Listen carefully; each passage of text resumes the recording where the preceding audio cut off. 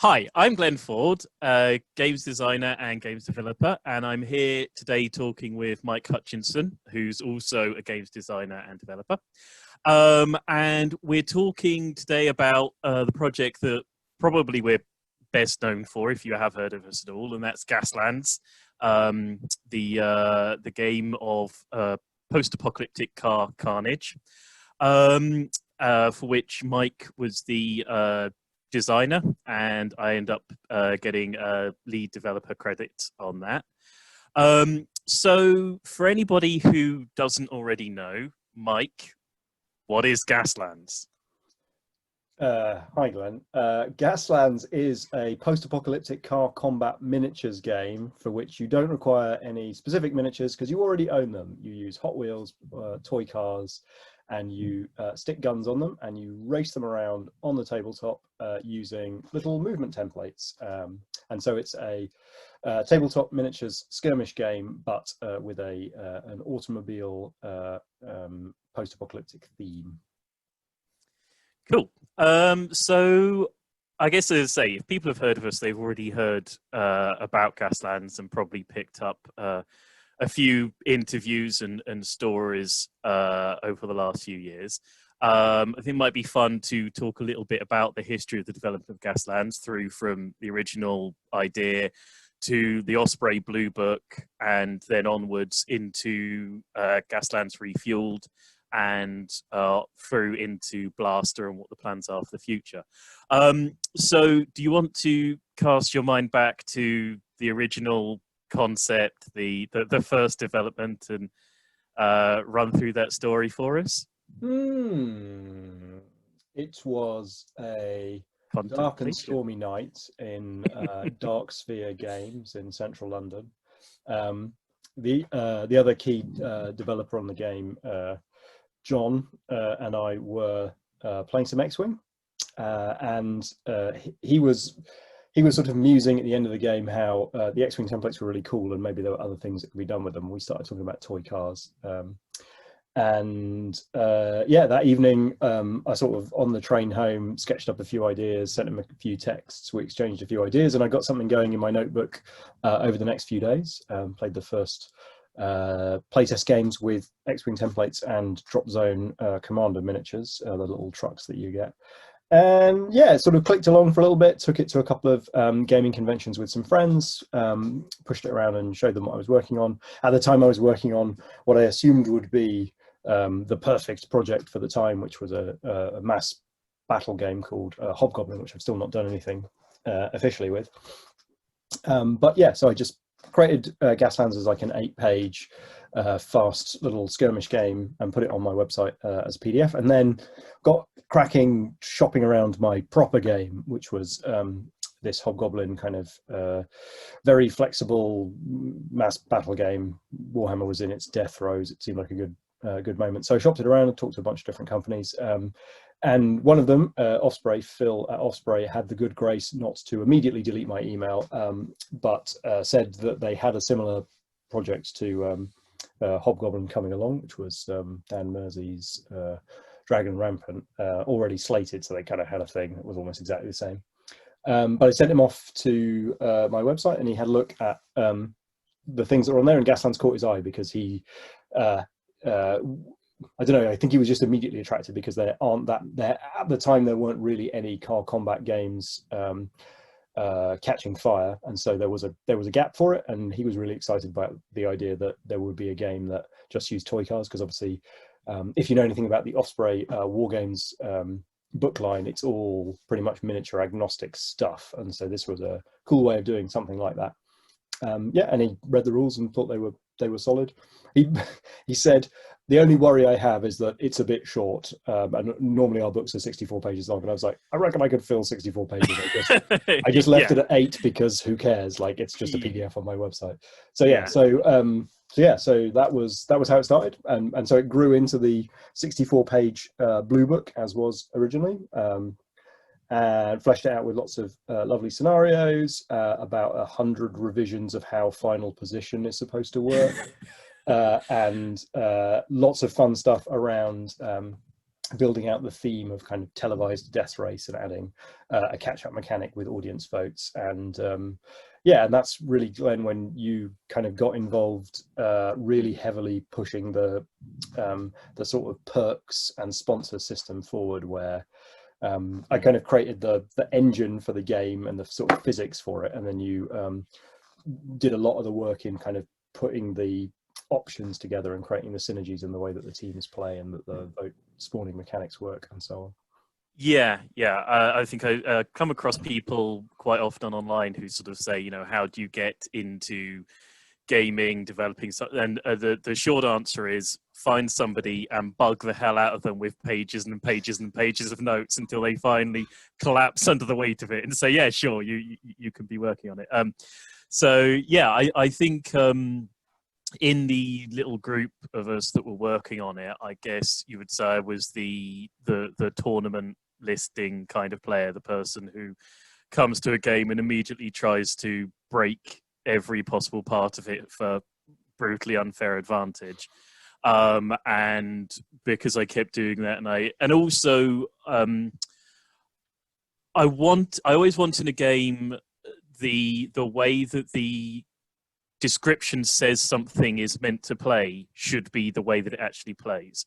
I don't want to pick something up and go, oh, okay, well, the background says it's meant to work like this, and it looks like it doesn't, but I'll use it in that way because that's what's fluffy and backgroundy.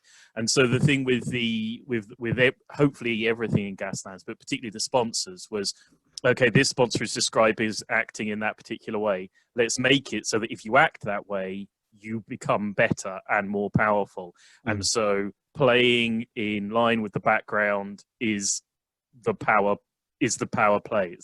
It's the min-max thing is to play in a completely backgroundy, fluffy kind of a way. And I think by and large, I think we've hit that pretty well. I think people enjoy the background and the world and putting together the builds, and I haven't seen many nasty builds out there. Certainly, so obviously the Blue Book took off really better than we had any right for it to do so. Yeah, it kind of went nuts. It was. Yeah, I think it just kind of caught people's imagination in terms of like there was, it's not a simplistic rule set, but it's like it's easy to get in the door with a rule set because it's got nice simple template mechanics and the skid dice, the sort of push your luck skid dice that mechanic that introduces the changing of gears and the spinning and sliding and stuff. Like it's quite board gamey and people kind of click onto it reasonably quickly. But I think the main thing is that it was just so cheap to get into. Like this Blue Book doesn't cost a thing. It's like it's like 12 quid list price in the UK and less most places you buy it, and then you just have the toy cars lying around, and you print out the little templates from the back of the book and so on. So it's like less than 20 quid will get you on the table with this game. And because it's also not a two-player head-to-head game, at its heart, it's like designed for scalable multiplayer up to 8 people. We played plenty of times. Then I think it just became like, at the time, it just became a really easy club game that if you take it to club, you can bring a box of Hot Wheels cars, or you can say, just like make some Hot Wheels cars for next time. People aren't bothered. It's not like buying a whole new army, so they'll just give it a go. And you can play it in big groups, so you can just give it a go. So I think the sort of just give it a go factor meant that everyone was just like, yeah, I'll just give it a go. And that built a big kind of initial, well, it didn't have a big initial rush. It was a reasonably slow and steady build where like a bunch of people jumped on board. They told two friends, and like the growth of the game in terms of like people visiting my website and people joining the Facebook group was really like, it just ramped up really solidly for like the whole first year, which was really exciting to see. And so with all of that enthusiasm and excitement, like, this is a very thin book. There's not a lot of room for stuff in it. And like one of the things that got dropped out right at the very last minute because it just wouldn't fit in the layout was a cool like branching narrative scenario, which, who doesn't want to play Mad Max 2 if you've got a post-apocalyptic car game. So we wrote Mad Max 2 into a campaign, and there was no room for it in the book. So we already knew from like the word go that there was going to be some kind of follow-ups for it. And early doors, like Osprey was selling well, but Osprey didn't know if it was going to keep selling well, and I'm not like I wasn't an established name in any way, so they didn't commit to anything further than the Blue Book. And I think if you look back through the history of the Blue Books, early on in the series, they had an experiment with a couple of like follow-up books for In Her Majesty's Name, and I think Fistful of Kung Fu, but obviously they didn't sell very well, so they're it's not a thing they've done. So we agreed to do a PDF download, and so time extended. So that's where time extended. I still have this printout copy from when we used to give it around. So this was cool for a couple of reasons. One is like there was more content to come, and we had loads of notes about things that we wanted to explore and hadn't had either time or space to do. But also it gave an opportunity to present like fantastic photos from the community and get some real enthusiasm around the hobby aspect of Gaslands, which is still, like, for me, an absolutely critical element of why it's a fun thing to get involved with, because kit bashing the toy cars and painting them is super easy, and painting them is particularly forgiving because they're so inexpensive that when you crud up a model, you just get another one and you don't really mind because it only costs you £1. Yeah, and also I think it was a huge field for getting playtesting in. I mean, it's been often said, however much you playtest a game before you release it, the day after you release it, it's going to have been playtested about 1,000 times more than you did in the 6 months prior to it. So all of that content. Did we even put errata in the first time extended? Ooh, yeah. War rigs didn't work in the book, so we had to fix that for the. Yeah, I mean, fundamentally, it was fine. It was just a small thing. Yeah, I mean, fundamentally, we had a beta test that was out there for the Gaslands Blue Book originally, but it was more or less sort of 5 or 6 guys hammering every scenario and every combination over and over for like 6 months. It was definitely more than that. Like ultimately, we had about 350 kind of vaguely active people on the playtesting forums, of which about, because I remember doing the count, of which about 45 gave like considerable amounts of feedback, which at the time I was like just amazed by. It was blown away. But then, then as you say, like even with that kind of 300 people's feedback, as soon as it hits the play, like a real scaled player base, then obviously they find things straight away. And so running content through Time Extended, and obviously having the Blue Book out there, and then getting the opportunity for Gaslands Refueled, meant that all of that content could have so much more. So yeah, here's a tip for you guys. So I didn't put a download counter on volume 1, so this was downloadable from my website and from Offspray. I didn't put a download counter on this, but they had a download counter on the Offspray website version, and they saw like a really strong download count from that. So I started putting download counters on the subsequent Time Extended, because we did a few of them, and I was able to like share the numbers with Offspray and say, look, people are really like, they're not buying it because it doesn't cost anything, but there's real interest. There's like more than 10,000 downloads of this thing. Like there's a thing here, and that was a really useful way of, I was showing them the growth of the Facebook community. I was showing them the fact that they are turning into downloads, and that was a really that was a good way of me going back to the publisher and saying, look, there's interest here beyond the product sales you can see. We should do a thing. And so we talked about doing a thing. And the thing ended up being Gaslands Refueled. Yeah, the thing ended up being much thicker.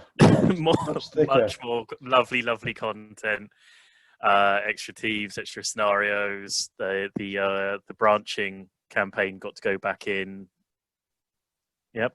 And in general, like this is the thing I always wanted to make. Like when I was a 10-year-old thinking about making miniature games, like this is the thing I wanted to make. Like the design of it is beautiful. Like all the imagery is lovely, like lovely textured pages and so on. Like this is nice. This was a game that I made that is awesome and got released and got really popular. Like this is a lovely thing that I will love forever.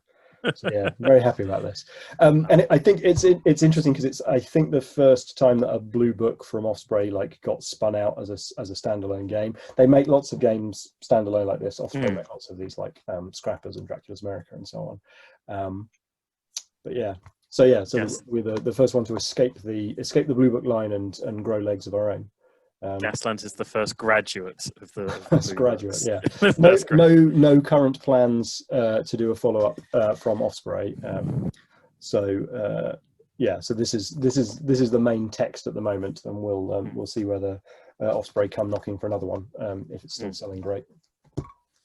I mean, I guess maybe this is the point then to talk about how I guess the child of Time Extended maybe for you is the content that's going into Blaster. Yeah, exactly. So I mean, I mentioned when we did another one of these videos that Blaster emerged because Joe McCulloch, Frostgrave Joe, came to me and said, "Hey, I've got this crazy idea," because him and me and many other people were putting out these free to download PDF expansions on our own, like in little pockets. And he said basically, like, if you're going to be writing this content anyway and giving it away for free, would you be interested in putting it together into a more lovely product where we can actually get paid for our work and promote each other's systems and generate some buzz? And once we got on into the group and started to like listen to what each other were excited by, it became something more than that. And it was like an opportunity to sort of spark each other from a games design perspective and try and do something really interesting from that. So yeah, so this became like, this then emerged out as, well, I definitely want to continue putting content out, but wouldn't it be lovely to be putting that content out in a format that is, gathering more audience and and building a thing that's bigger than just the game, so it feels like it's part of some kind of some kind of like art movement, some kind of like school of philosophy, some kind of not to sort of overreach what is fundamentally pushing toy cars around whilst making daka daka noises or anything, but so before we go in too much into Blaster and possibly the future of Blaster, you're still obviously putting out free bits and pieces and content. I know that you're still putting out the sponsor spotlights for the various teams that have been put into Gaslands Refueled. Yes, mostly written by this guy. Yeah, so those have been doing really well, actually. People really like those. So those are a series of articles you can find on the gaslands.com blog, and they sort of give Glenn's view of why the sponsor is how it is, where it came from, and a little sampling of like how you might build to its strengths in one way or another.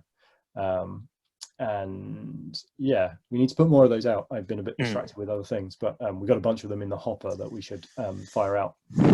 Yeah, I think they've been a lot of fun for people. Both, it's fun to give little bits of like the fact that the new pirate sponsor Scarlet exists because there was a part of Slime that never worked in the original version, and I think giving that little thing of, by the way, this is what happened here. There was this mechanic that didn't make any sense for Slime, so we dropped it out. And there was always I seem to remember, because I had a team with a bus that had a galleon sail on it that got posted somewhere, and you jokingly suggested that it was a super secret pirate team.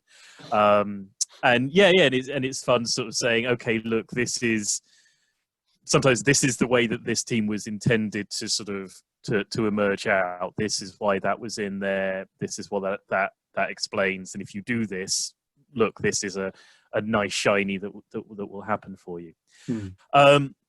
Yeah, so the sponsors spotlights are still going out there now. Okay, so Blaster, we've had Martian Racing Federation in the first volume of Blaster. Yep. We've talked about Mystic Skies, which is coming up in the next issue of Blaster. At the moment, you're working on what's going to be in the third issue of Blaster? Yeah, absolutely. So I put a blog post up on the Gaslands.com website a couple of weeks back explaining kind of all the things that I was working on, Perilous Tales and A Billion Suns and Mystic Skies and Blaster and so on, and sort of opined that I hadn't really had the bug to do any Gasland stuff because I was kind of burnt out after inventing all the post-apocalyptic things that went into Gaslands Refueled. But like 20 minutes after posting that blog post, I got really excited about an idea.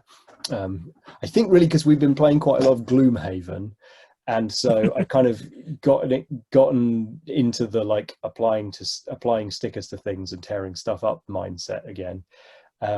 Yeah, and just the title Gaslands Legacy floated out of the ether, and it was too good not to grab hold of and shake until all the coins fell out of it. So I'm currently shaking coins from this, and it's looking really good. I'm really excited about it. So it will be a narrative campaign for Gaslands, but with lots of spicy legacy elements thrown through it, woven through it.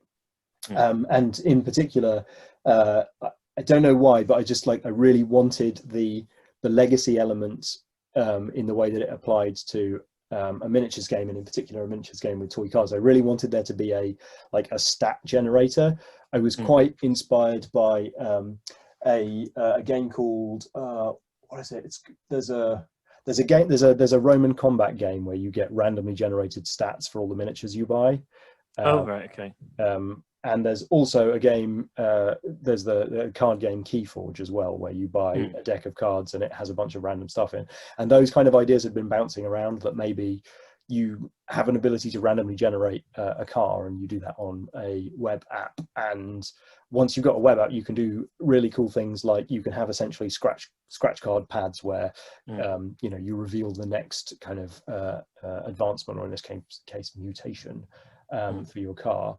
And that's really like, I'm not going to produce a bunch of like destructible scratch pad cards and sell them, but I can do that digitally, and it can be lovely, and it can evolve over time. And so narrative campaign, legacy elements, a pretty exciting storyline, a accompanying web app that generates your car stats and has sort of tear it up style reveals in it.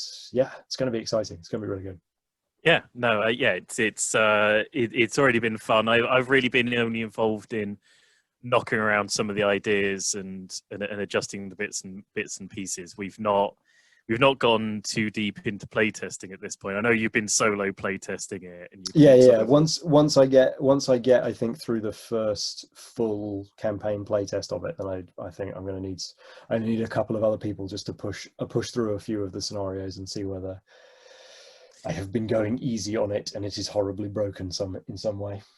Well, you have to sort of protect these things for a little while before throwing them to the wolves, as it were. Otherwise, you just get horribly crushed. Right now, it's just at this interesting point where, by about sort of as the bell curve of the story emerges in the middle, like I've just got like ludicrous number of weapons on all of the cars. Like they just ridiculous numbers of attack dice.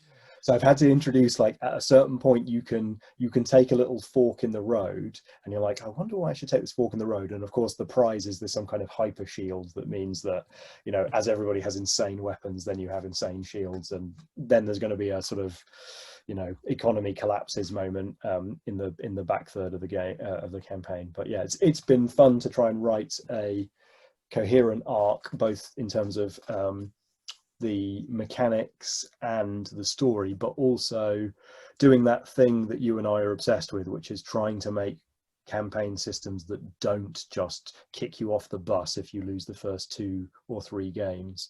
And so there's a moment around game 4 where if you've sucked for the first few games, you've been gathering this like negative resource that looks like it's going to lose you the campaign, and then that turns on its head, and it turns out that the negative resource turns out to be a spicy bonus for you, and of course then that will kick you in the ass later. So I mean, aside from the mechanics of putting together a Gaslands legacy game, I know that you're interested in advancing the story of the world of Gaslands. Where roughly does the Gaslands legacy story sit in relation to the story in Gaslands Refueled or Gaslands or so on? So right now it opens with a passage where essentially Mars has met its production quotas, or Rutherford Mars Incorporated has met its production quotas and doesn't need any more production facilities on Earth. Thank you very much. So here everybody gets their pink slip, and a bunch of demolition starts happening on all of the factories, whilst the people are still standing in them. Q mad rushing into random cars and tearing off from collapsing factories. So I had a slightly more overblown narrative idea, which I've decided it needs to be a little bit more human scale. So the campaign is going to follow you and your opponents across the next kind of few days and weeks as you try and escape what turns out to be a horrible threat pursuing you. And by the end there's some nice reveals which will kind of kick into the next thing that I would like to explore in Gaslands, which I'm not going to provide anything more than winks and nudges towards until the blaster comes out. But it sort of pushes out a little bit beyond the, maybe Mars is starting to pull away from direct involvement, and that might potentially lead to to some other conflicts and general grim doings. Cool. So it's going to have the web app for generating cars. Is the whole thing going to get into episode 3 of Blaster? Or is it going to... Yeah, okay, cool. It should fit. The whole thing will be consumable in volume 3. Okay, brilliant. That means we'll have to figure out something to do in episode 4. Oh yeah, no. Well, by volume 4, hopefully that little squirrel of a billion suns will be out, and so I have many billion suns things already queued up, just bursting to get out because it got delayed by a year. So we'll see. There might be another Gaslands thing in volume 4, or it might be a billion suns thing. Fantastic. Well, there's a lot there to look forward to for people. I'm sure that everybody's already familiar, as I say, with Gaslands. Why would you not be? Well, I can't imagine. If not, go to gaslands.com/ Yeah. Just gaslands.com. Is there a slash necessary? You can put a slash on it. Website. Yeah, no, I mean, I can imagine people not having heard of Gaslands. I can't imagine people being interested in either of us who haven't heard of Gaslands. Right, sure. And also getting all the way to the end of this video. Yeah, absolutely. So yeah, I mean, if you are somebody who has sat here looking at our faces for how long this video is, and you haven't heard of Gaslands, get yourself to gaslands.com. Check out the Gaslands Facebook group, which is massive and filled with incredibly splendid people who will show you pages and pages of buckets and buckets of insanely converted cars and racetracks and ideas generally. And yeah, come and join the Gaslands community. It's a big, warm place that it's easy to get lost in and have fun with. So yeah, thanks for talking to me about Gaslands today, Mike. And I'll speak to you soon about something else. All right. All right. Bye. Bye. Bye. Bye. Bye.